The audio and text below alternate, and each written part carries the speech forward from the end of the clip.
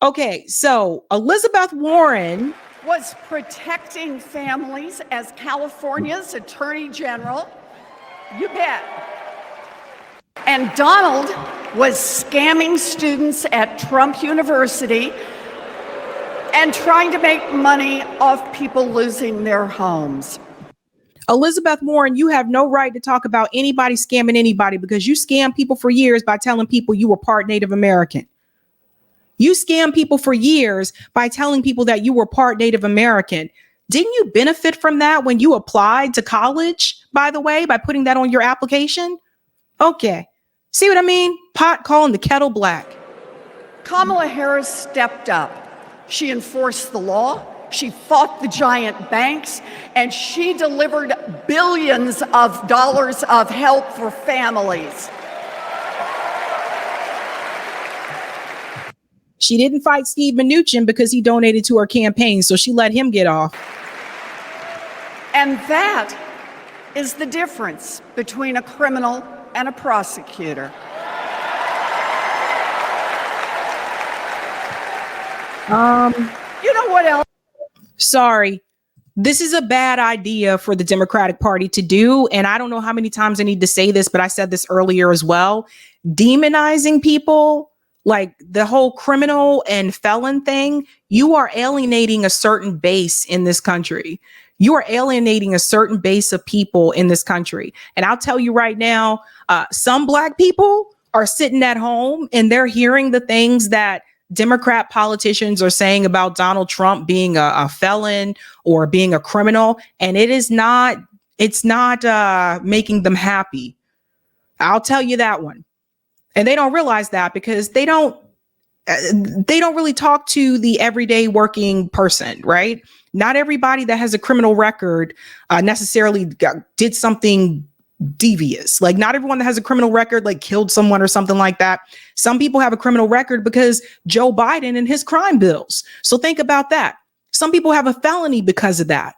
There are people whose families were affected by Joe Biden's crime bills. So the Democratic Party, and I've seen this over and over again the past couple of weeks, this calling Donald Trump a felon and a criminal, that does not resonate well with certain populations in this country. And I think the party should be very careful about that, especially if they're trying to win over Black voters. I don't know what to tell. I'm telling you, man, completely out of touch. What I love about Kamala, she gets it. We need to make life more affordable for working people. Yeah. Donald Trump, the felon, has no plans to lower costs for families. Do you guys see what I'm talking about? Look, I don't even support Donald Trump. I'm not voting for Donald Trump or Kamala Harris.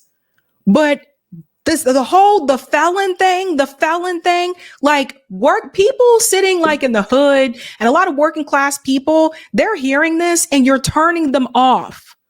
This is what happens when you become the party of Wall Street. When you become the party of Goldman Sachs, you have forgotten about the working class. They're not even thinking. I don't know who's advising them. I don't know who wrote this speech for Elizabeth Warren, but she's not the only one. A number of them have been doing it. And that rhetoric of so-and-so is a criminal, so-and-so is a felon, that does not resonate with a particular group in this country that you need in order to win. He doesn't know how. And basically, he doesn't really care. When did he ever fill up a gas tank or worry about a grocery bill? The only bills he worries about are from his criminal defense lawyers.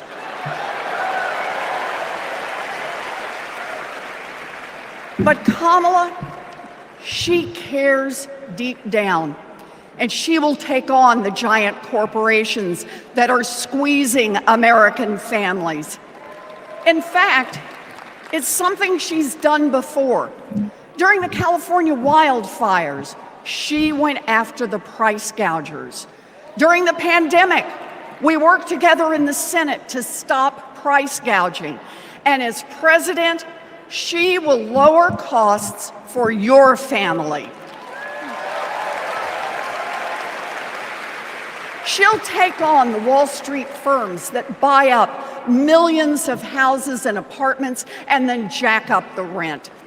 She'll take on drug companies that charge an arm and a leg for prescriptions. She'll take on corporate monopolies that rip off consumers and billionaires who don't pay taxes. Let's go ahead and debunk the lie. How are you going to take on that corporate interest when a lot of the people that are sitting in that room are corporate? A lot of people have paid $500,000 for a seat. You have BlackRock advising you on the economic policy plan. 2 former BlackRock execs helping you with that. You're taking corporate money. Everyone wake up. These are campaign promises to get you to vote for them. But think about this. You really think that these corporations would donate money to Kamala Harris? You think all these billionaires that donated money to Kamala Harris would do so that she could make things more difficult for them? I don't think so. And she'll take on right-wing extremists who think they should decide who has access to abortion or IVF. Kamala will protect abortion rights nationwide. Yeah. There they go again, promising something that they don't know for sure can happen. And I feel like we heard this before when Joe Biden was running for president. Like, I'm sorry, you guys need to stop making that promise to people that she's going to be able to make abortion, legal again nationwide. You don't know that for sure. You can say she will try, but don't make those promises to people. And there it is. Groceries, gas, housing, healthcare, taxes, abortion. Trust Donald Trump and JD Vance to look out for your family? Shoot, I wouldn't let those guys, I wouldn't trust them to move my couch.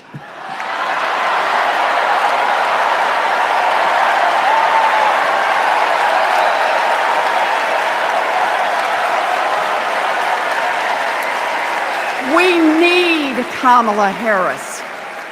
This election is about your family and your future.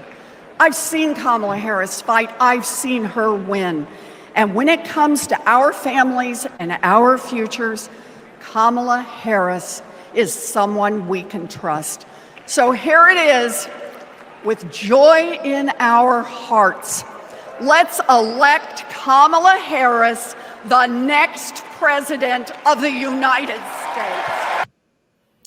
Elizabeth Warren, I think, if this whole political career didn't work out for her, she probably could have been an actress.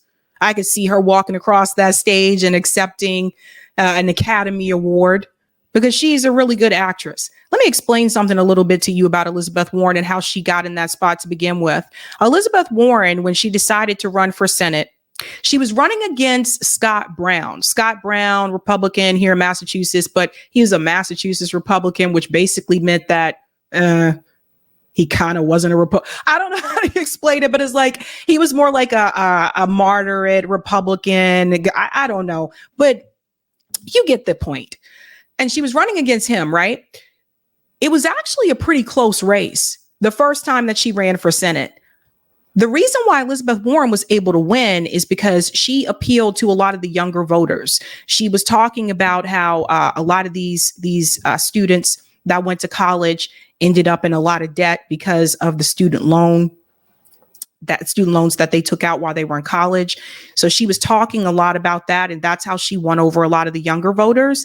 And that's how she beat Scott Brown. So you got to think about where I live. I'm in the Boston area. There are a lot of colleges here. Elizabeth Warren has a house in Cambridge. She used to teach at Harvard. I'm not sure if she still teaches there anymore.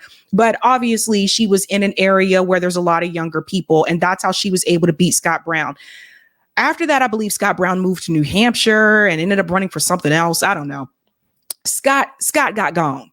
But anyway, that being said, so she got in there, and then after she got in there, the next challenger for her was Jeff Deal, who was a Trump Republican in Massachusetts, which you obviously know that was not going to work over well in Massachusetts. So she won there as well. But I've been saying this for quite some time. I really think that Elizabeth Warren needs to have somebody challenge her from the left. To her left, because Elizabeth Warren, she talked a good game when she's running for office, but she's another one that once she gets in there, she goes along with Democrat establishment. And I'll give you an example. Even when it came to Israel and Gaza, I mean, it took Elizabeth Warren forever to say, we need a ceasefire. And she was very quiet about this issue. People have protested right outside her house in Cambridge. People have protested Elizabeth Warren while she was at dinner in Cambridge with her husband because she wasn't saying anything about this issue. So she's another one. Like I said, this woman is a really good liar. She's a good actress. And I think she would be, if this don't work out for her in the future, I think that she would be great going into Hollywood. I'll tell you that much. I think that's the end of her speech here. Yeah.